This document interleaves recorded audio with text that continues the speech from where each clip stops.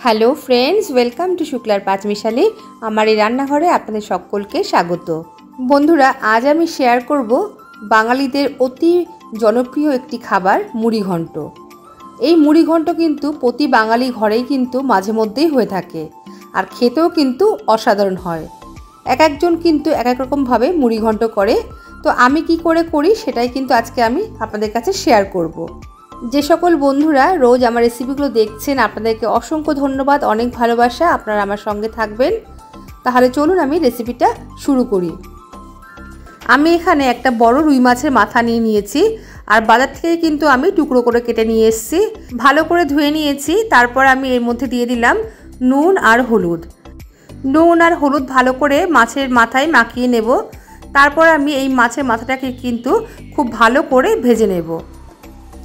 এদিকে কড়াই বসিয়ে দিয়েছি, আর কড়াইতে আমি বড় চামচে 3 চামচ কিন্তু সর্ষের তেল দিয়ে দিয়েছি। তেল ভালো করে গরম হয়ে গেলে আমি প্রথমে এখানে মাছের মাথাটাকে ভেজে নেব।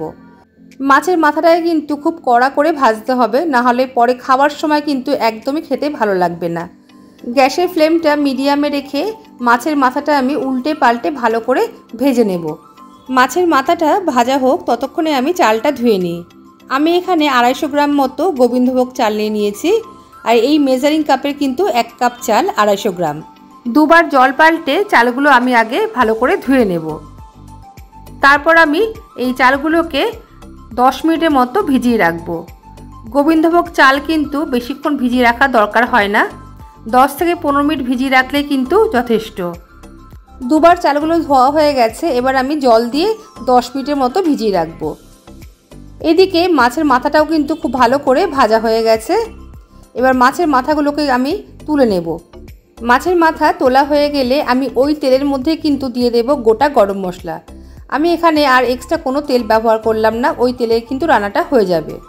আমি এখানে 3টে এলাচ, 2 টুকরো দারচিনি আর 2টো লবঙ্গ ফোড়নে দিয়েছি। আর এবার দিয়ে দিলাম 1/4 টিস্পুন মতো সাদা জিরে। ফোড়নগুলো দিয়ে একটুখানি আমি নাড়াচাড়া করে নিচ্ছি। এরপর আমি দিয়ে দেবো একটা বড় সাইজের পেঁয়াজ কুচি।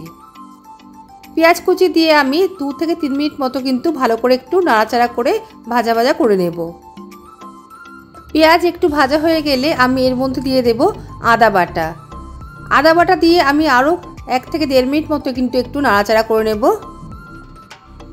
আদার কাঁচা গন্ধ কেটে গেলে এবার আমি দিয়ে দেব ভিজিয়ে রাখা চাল। জল ঝরিয়ে চালগুলো আমি রেখে দিয়েছিলাম, এবার আমি সেই চালগুলো এখানে দিয়ে দিলাম। চাল দিয়ে 2 থেকে 3 মিনিট খুব ভালো করে কিন্তু আমি কষিয়ে নেব। আর এই সময় গ্যাসের ফ্লেমটা আমি লো টু মিডিয়ামে রেখে দিয়েছি। চাল দিয়ে 2 থেকে 3 মিনিট ভালো করে নাড়াচাড়া করে নেওয়ার পর আমি এর মধ্যে দিয়ে দেব বেশ কিছু গুঁড়ো মশলা। চাল দিয়ে ভালো করে নাড়াচাড়া করে নেওয়ার পর আমি দিয়ে দিলাম হলুদ। এবার দিয়ে দেব ছোটো চামচের 1 চামচ মতো লাল লঙ্কার গুঁড়ো। দিয়ে দেব ছোটো চামচে 1 চামচ মতো জিরের গুঁড়ো। দিয়ে দেব ছোটো চামচের 1 চামচ মতো ধনের গুঁড়ো। আর দিয়ে দেবো এবার 1 চামচ কাশ্মীরি লাল লঙ্কার গুঁড়ো। সব মশলাগুলো দিয়ে চালের সাথে কিন্তু আবারও আমি খুব ভালো করে 2 মিনিট মতো নাড়াচাড়া করে নেব। প্রায় 2 থেকে 3 মিনিট ভালো করে নাড়াচাড়া করে নেওয়ার পর আমি এর মধ্যে দিয়ে দেব এবার ভেজে রাখা মাছের মাথাগুলো। মাছের মাথাগুলো দিয়ে একটু আমি হাতা দিয়ে ভেঙে দেব। ভেঙে দেওয়ার পর আবার ভালো করে কিন্তু এই চালের সাথে মাথাগুলো মিশিয়ে নেব। মাছের মাথা দিয়ে 1 মিনিট মতো একটু আমি নাড়াচাড়া করে নিয়ে এবার আমি দিয়ে দেব পরিমাণ মতো জল। এখানে আমি এই মেজারিং কাপের 1 কাপ চাল নিয়েছিলাম, আর সেই মেজারিং কাপেরই মাপের আমি 2 কাপ জল দিয়ে দিলাম। আর দিয়ে দেব হাফ কাপেরও কম একটুখানি জল। জলের মাপটা কিন্তু ঠিক মতো দিলে এই মুড়িঘণ্ট একদম ঝরঝরে হবে। আপনারা যে কাপ ইউজ করবেন সেই কাপের মাপে কিন্তু জলটা ব্যবহার করবেন। আর এবার দিয়ে দিলাম 3টে চিড় করা কাঁচা লঙ্কা। একটু নাড়িচাড়ি দিয়ে দিলাম এবার স্বাদ মতো নুন। নুন দিয়ে এবার আমি একটু নাড়াচাড়া করে দেব। একটু নাড়াচাড়া করে দিয়ে আমি এবার ঢাকা দিয়ে রান্নাটা হতে দেব। ঢাকা দিয়ে আমি 5 থেকে 7 মিনিটের জন্য রান্নাটা হতে দেব। গ্যাসের ফ্লেমটা এই সময় আমি মিডিয়ামে রেখে দিয়েছিলাম। প্রায় 7 মিনিট পর আমি ঢাকাটা খুললাম। দেখুন চালগুলো কিন্তু খুব ভালো করে সিদ্ধ হয়ে গেছে, আর দেখেই বোঝা যাচ্ছে একদম কিন্তু ঝরঝরে মুড়িঘণ্ট হয়েছে। ঢাকাটা উঠিয়ে আমি আবারও একটুখানি কিন্তু খুব ভালো করে নাড়াচাড়া করে দিলাম। এবারে আমি দিয়ে দিলাম 1/4 টিস্পুন মতো চিনি। এই রান্নাটা কিন্তু একটু মিষ্টি মিষ্টি হয়, আর আমি এই রান্নাটা কিন্তু খুব একটা মিষ্টি পছন্দ করি না, সেই জন্য কিন্তু খুব অল্প পরিমাণে চিনি এখানে ব্যবহার করলাম। 1/4 টিস্পুন মতো চিনি দেওয়ার পর আমি আবারও একটু নাড়াচাড়া করে দিলাম। নাড়াচাড়া করে দেওয়ার পর আমি এখানে দিয়ে দিলাম 1/4 টিস্পুন মতো গরম মশলা গুঁড়ো। গরম মশলা গুঁড়ো দিয়ে এবার আমি আবার একটু নাড়াচাড়া করে দিলাম। খুব সুন্দর একটা কিন্তু গন্ধ বেরিয়েছে। তো এবার আমি সবার শেষে দিয়ে দেব পরিমাণ মতো ঘি। এখানে আমি 1 টেবিল স্পুন মতো ঘি ব্যবহার করলাম।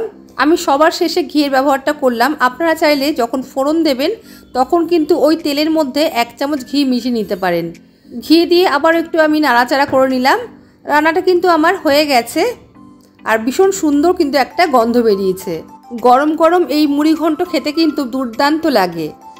তাহলে বন্ধুরা, আজকের এই মুড়িঘণ্ট রেসিপি আপনাদের কেমন লাগলো অবশ্যই কিন্তু জানাবেন লাইক কমেন্টের মাধ্যমে। যদি ভালো লাগে অবশ্যই শেয়ার করবেন, আর চ্যানেলটি সাবস্ক্রাইব করে আমার পাশে থাকবেন। পাশে থাকা বেল বাটনটা অবশ্যই ক্লিক করবেন, সঙ্গে অল বাটনটাও ক্লিক করে দেবেন। তাহলে যখন নতুন কোনো রেসিপি আমি আপলোড করব সবার আগে আপনাদের কাছে নোটিফিকেশান পৌঁছে যাবে। তাহলে বন্ধুরা, আজ এই পর্যন্তই। আসবো আবার অন্য কোনো রেসিপি নিয়ে। সবাই ভালো থাকবেন, সুস্থ থাকবেন। সবাইকে আজকের মতো টাটা।